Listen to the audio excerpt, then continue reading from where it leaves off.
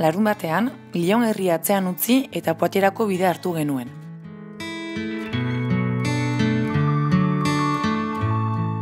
Bidean, Uzerseko kartzelan gelditu ginen eta zuzendariari gutuna helarazi.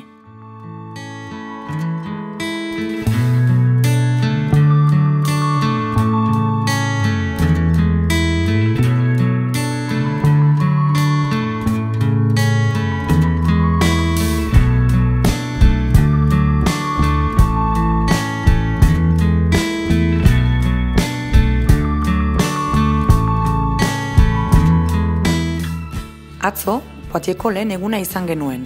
Goizean, prentsaurrekoa eskaini dugu Lanburtsan eta horren ostean Poitiers Vivoneko espetxera hurbildu gira jauzi batean.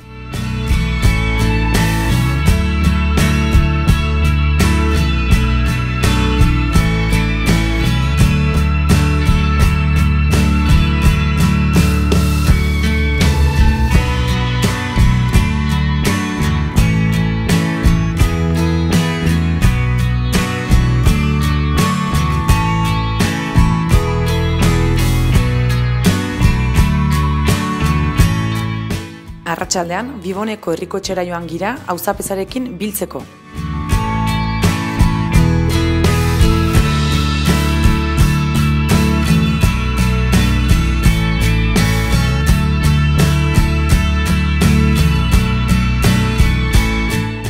Egunarekin bukatzeko, Genepik antolatutako eztabaidara joan gira eta barrura begiratzeko leihoak dokumentala begiratu dugu.